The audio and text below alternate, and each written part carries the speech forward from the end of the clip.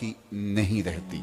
میں یہاں ایک بات آپ کے سامنے رکھنا چاہتا ہوں اور آپ کی توجہ مجھے چاہیے ہوگی کہ اللہ کے جتنے بھی نبی آئے ہیں، رسول اور پیغمبر آئے ہیں، اللہ نے کسی کی حفاظت اپنے ذمہ کرم پہ یوں نہیں لی جس طرح حضور علیہ السلام کی حفاظت اپنے ذمہ کرم پہ لی۔ بنی اسرائیل نے 70 انبیاء علیہ السلام کو شہید کر دیا، سر پہ آرے رکھ کے پاؤں تک چیر دیے گئے۔ اذیتیں، تکلیفیں اور کفار کی جانب سے انبیاء پر توڑی جانے والی قیامتیں، ان کا ذکر کتاب رحمت میں بھی موجود ہے، پچھلی کتابوں میں بھی اور تاریخ کے اوراق میں بھی۔ لیکن میرے اور آپ کے آقا و مولا کی حفاظت اللہ نے اپنے ذمہ کرم پہ لی اور فرمایا واللہ یعصمک من الناس، محبوب آپ کی حفاظت لوگوں سے اللہ خود کرے گا۔ جب یہ آیت کریمہ نازل ہوئی تو حضور اپنے خیمہ میں تھے اور ایک صحابی تلوار لیے حضور کا پہرا دے رہا تھا، تو آقا کریم نے خیمہ انور سے سر باہر نکالا اور اس پہرا دینے والے صحابی سے مخاطب ہو کے کہا تم چلے جاؤ، میری حفاظت میرے رب نے اپنے ذمہ کرم پہ لے لی۔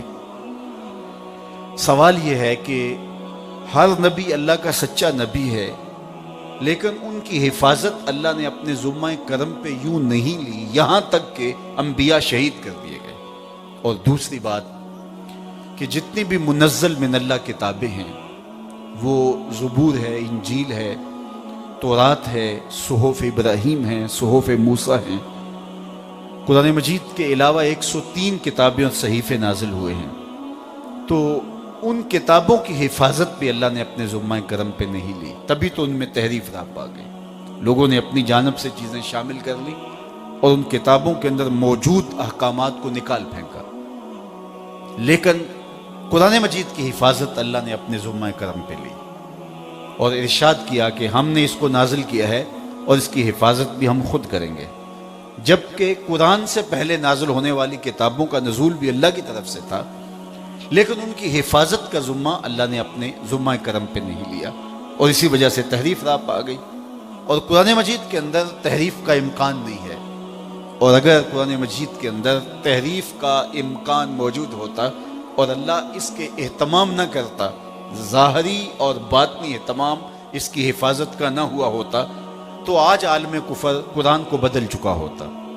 اربوں خربوں ڈالر مسلمانوں کو مٹانے کے لیے اور ان کے وجود کو ختم کرنے کے لیے، ان کو غیر مؤثر بنانے کے لیے اور اسلام کی تعلیمات کو مسخ کرنے کے لیے جو لوگ محنت کر رہے ہیں اور سرمایہ کاری کر رہے ہیں، تو وہ قرآن مجید کو تبدیل کر لیتے، لیکن ایسا نہیں ہوا، اس لیے کہ میرے اللہ نے اس کتاب کی حفاظت اپنے ذمہ کرم پہ لی ہے۔ یہ جو دور، جس دور سے ہم گزر رہے ہیں، یہ امت کے عروج کا دور نہیں ہے، یہ امت کے زوال کا زمانہ ہے۔ تو زوال امت کے زمانے میں اگر میں آج اسی مجلس میں ڈھونڈنے نکلوں تو مجھے اس مجلس میں جو ایک تحصیل یا زیادہ سے زیادہ ایک ضلع کی نمائندہ جو ہے وہ مجلس ہے، تو اس میں سے مجھے سینکڑوں کے حساب سے حافظ قرآن مل جائیں گے۔ یہ قرآن مجید کی حفاظت کا ذمہ ہے۔ زوال امت کے دور میں بھی ایک مجلس میں مجھے سینکڑوں حفاظ ملیں گے، اور پھر پورا ملک پڑا ہے، پوری دنیا موجود ہے، عالم عرب موجود ہے، تو جب زوال امت کے زمانے میں اتنے حفاظ ایک بستی سے ملتے ہیں، جب امت کا عروج ہوتا ہوگا تو پھر کیا کیفیت ہوتی ہوگی۔ تو یہ رب نے اس کتاب کی حفاظت کا ذمہ اپنے ذمہ کرم پہ لیا ہے، اور اس کا یہ الوہی انتظام کیا کہ کتاب کو حفظ کے لیے آسان کر دیا۔ حضرت موسیٰ علیہ السلام پر جب الواح تورات کا نزول ہوا، ابن عساکر نے اپنی تاریخ میں لکھا ہے، تو انہوں نے اللہ سے 9 سوال کیے تھے، ان میں سے ایک سوال یہ تھا اللہم انی اجد فی الالواح امتن اناجیلہم فی صدورہم یقرؤونہا ظاہرہ فجعلہا امتی قال تلک امت احمد۔ کہا مالک، میں نے ایک ایسی امت کا تذکرہ پڑھا ہے جس کی انجیلیں ان کے سینوں میں ہوں گی اور وہ بے دیکھے پڑھیں گے، وہ امت میری امت بنا دے۔ کہا یہ تو میرے پیارے احمد کی امت ہے۔ تو اللہ نے یہ آسانیاں پیدا کر دی کہ اس کتاب کو آسان کر دیا۔ آئے روز آپ پڑھتے رہتے ہیں کہ 8 سال کا بچہ، 9 سال کا بچہ 8 ماہ میں، 7 ماہ میں، 6 ماہ میں قرآن مجید حفظ کر گیا۔ تو یہ سعادات نصیب ہوتی ہیں۔ اور اللہ تعالیٰ جل شانہ نے زوال امت کے زمانے کے اندر بھی ایسے لوگ لاکھوں رکھے ہیں جن کے سینوں میں کتاب اللہ کی دولت موجود ہے، اور یہ قدرتی اہتمام ہے۔ دنیا کی کسی کتاب کا حافظ آپ کو نہیں ملے گا، دنیا کی کسی کتاب کا یوں عالم آپ کو نہیں ملے گا۔ پچھلی کتابوں کے حافظ صرف انبیاء ہوتے تھے، نبیوں کے علاوہ کتابیں کسی کو یاد نہیں ہو پاتی تھی، تبھی کتابوں میں تحریف راب آ گئی۔ لیکن اس کتاب کے اندر تحریف اس لیے راب بھی نہیں پا سکتی کہ اللہ نے اس کا ظاہری اہتمام یہ کیا کہ اس کو لاکھوں سینوں کے اندر محفوظ کر دیا۔ تو بات یہ ہے کہ جتنی کتابیں نازل ہوئیں وہ ساری کتابیں منزل من اللہ ہیں، لیکن اللہ نے ان کی حفاظت اپنے ذمہ کرم پہ کیوں نہیں لی؟ قرآن کی حفاظت اپنے ذمہ کرم پہ کیوں لی؟ یہ ایک سوال بنتا ہے۔ اور دوسرا سوال کہ باقی نبی بھی سچے تھے، اللہ کے فرستادہ تھے، مبعوث من اللہ تھے، لیکن ان کی حفاظت اللہ نے اپنے ذمہ کرم پہ نہیں لی، یہاں تک کہ انہیں شہید کر دیا گیا۔ لیکن محبوب علیہ السلام سے کہا کہ محبوب تیرا کوئی بال بھی بیکا نہیں کر سکتا۔ اللہ اکبر! اور کیسے کیسے مناظر دیکھنے کو ملتے ہیں کہ کفار غار کے دھانے تک پہنچ جاتے ہیں لیکن اندر دیکھ نہیں پاتے ہیں۔ یہ محبوب علیہ السلام کی حفاظت کا الوہی اہتمام تھا۔ تو کیا باقی بھی اللہ کے سچے پیغمبر ہیں اور حضور بھی اللہ کے سچے پیغمبر ہیں، تو ان کی حفاظت اللہ نے اپنے ذمہ کرم پہ نہیں لی، حضور کی حفاظت کیوں کی؟ باقی بھی کتابیں منزل من اللہ ہیں، ان کی حفاظت اللہ نے اپنے ذمہ کرم پہ جو ہے وہ ان کتابوں کی حفاظت اللہ نے نہیں لی، لیکن قرآن مجید کی حفاظت اللہ نے اپنے ذمہ کرم پہ کیوں لی جبکہ وہ بھی منزل من اللہ ہے؟ تو اس کا جواب سادہ سا، سیدھا سا اور سمجھنے کا ہے، اور اس ایک بات کو اگر غور تدبر سے سمجھ لیا جائے تو ختم نبوت کا مسئلہ حل ہو جاتا ہے۔ اور وہ یہ کہ اگر کسی کتاب میں تحریف راہ پا جاتی ہے تو کوئی بات نہیں، نئی کتاب آنے والی ہے۔ اس لیے ان کتابوں کی حفاظت نہیں ہوئی کہ اللہ کا نظم کتابوں کے نزول کے سلسلے میں ابھی باقی ہے، اور ایک کتاب کے بعد دوسری کتاب نازل ہونے والی ہے، دوسری کتاب کے بعد تیسری کتاب نازل ہونے والی ہے۔ اس لیے اگر تحریف راہ پا جاتی ہے تو انسانی وجود ہدایت سے محروم نہیں ہو سکتا، اس لیے کہ ابھی نزول کتاب باقی ہے۔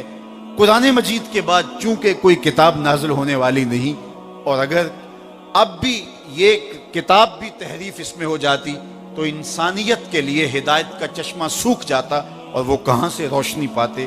اس لیے اللہ تعالیٰ جل شانہ نے قرآن مجید کو اس کی اصلی صورت کے اندر باقی رکھا۔ اور دوسری بات یہ کہ اگر کوئی نبی شہید کر دیا جاتا ہے تو کوئی بات نہیں، اس کے بعد نیا نبی آنے والا ہے۔ حضور علیہ السلام کی حفاظت اس لیے کی کہ محبوب اتمام دین تیرے ذمے ہے، اس لیے اگر تجھے نقصان پہنچتا ہے تو اور تو کوئی نبی آنے والا نہیں، تو اتمام توحید کون کرے گا اور اتمام دین کون کرے گا؟ اس لیے اللہ کے محبوب علیہ السلام کی حفاظت اس طرح فرمائی گئی کہ محبوب کا بال بھی بیکا نہیں ہوا، اور ہزار آندھیوں کے باوجود یہ چراغ بجھنے نہیں پایا کہ عالم میں ساری روشنیاں اسی کے دم سے ہوں۔ تو حضور علیہ السلام کی حفاظت کا کیا جانا اور قرآن مجید کا محفوظ رہنا یہ ختم نبوت کی معتبر ترین دلیلیں ہیں۔ پس خدا بر ما شریعت ختم کر، بر رسول ما رسالت ختم کر۔ لیکن یہ بات ذہن میں رکھیے گا کہ جس چیز کی ڈیمانڈ ہو اس کی نقل بھی پیدا ہوتی ہے، جس کی ڈیمانڈ ہی نہیں ہے اس کی نقل پیدا نہیں ہوتی۔ نقل اسی کی پیدا ہوتی ہے جو اصل میں معتبر ہو اور اصل میں جس چیز کی لوگ ضرورت محسوس کرتے ہوں۔ اس لیے حضور کے وصال کے بعد بلکہ حضور کے دور ہمایوں میں ہی مدعین نبوت پیدا ہونے لگے، اور انہوں نے دعویٰ کرنے کیا، اور میرے اور آپ کے آقا و مولا نے خبر دی، مخبر صادق صلی اللہ علیہ وآلہ وسلم نے، کہ میرے بعد 30 دجال آئیں گے جو کہیں گے کہ ہم نبی ہیں، اور فرمایا وہ کذاب ہوں گے، وہ جھوٹے ہوں گے۔ یہ ان کا گمان ہوگا، لیکن میں جو آپ کے سامنے جو بات رکھنا چاہتا ہوں، مختلف ادوار میں مختلف لوگ آئے، اسود انسی آیا، مسلمہ کذاب آیا، سجا نامی عورت، یہ تو دور رسالت ماب کی کہانی ہے۔ اس کے بعد مختلف زمانوں میں مختلف لوگوں نے نبوت کا دعویٰ کیا اور اپنے پیچھے اچھے خاصے لوگ لگا لیے، ان کے متبعین کی ایک اچھی تعداد بن گئی، لیکن اس کے باوجود ان کے منطقی انجام پر پہنچنے کے بعد ان کے جھوٹے ماننے والے بھی صفحہ ہستی سے مفقود ہو گئے۔